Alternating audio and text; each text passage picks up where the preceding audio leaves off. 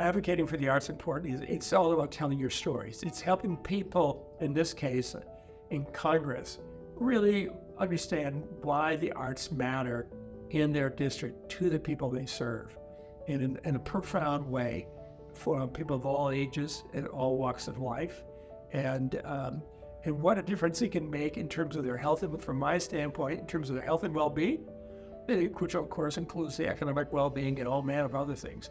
But I'm fundamentally there to remind them of what incredible things are going on in their district, whether it's Stefanik's district of New York 21, or for our senators, the whole state.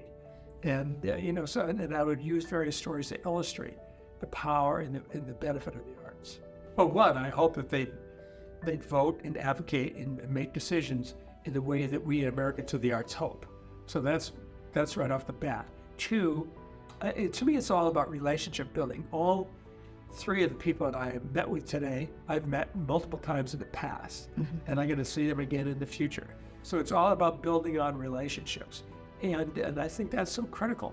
Well, first off, I let for instance, in my region, the Adirondack region, I let the heads of the various major cultural organizations know about this visit, who I talked to, and what some of the polluters made, and what are some of the questions they had.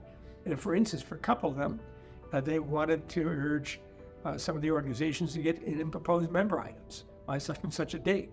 So this to me, it's a two-way street. And before I even came here, I asked them to update me. What are some of their plans? What are some of the issues that they're concerned about? And I was able to share that with Stefanik and the two senators. So, to me, it's a two-way street. I'm here, but I'm representing my whole state and my region, and I have deep connections. It so happens in New York City, Cooperstown, the whole Adirondack. So I have a lot of connections in different parts of the state.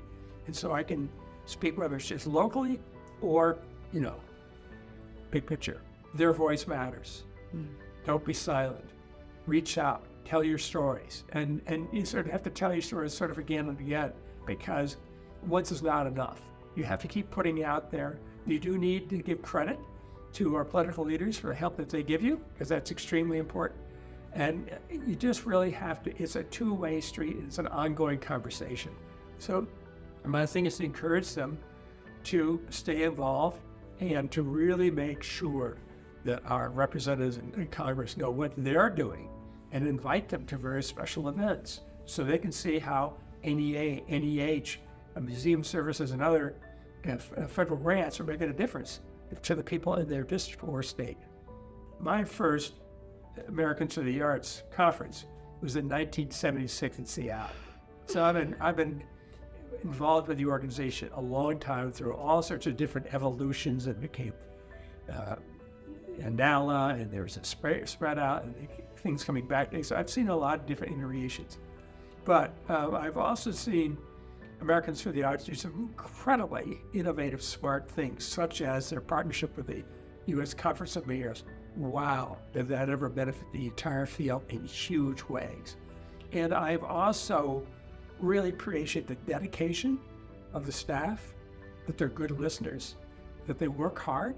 And so to me, I find it's an incredible organization that helps, in a sense, me in arts and health connect with a wider audience.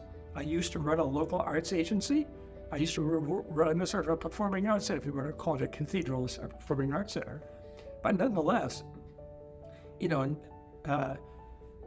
Americans for the Arts has always been there, and it's really helped me connect with other people that I've learned from tremendously. And it's connected with people who have become lifelong friends.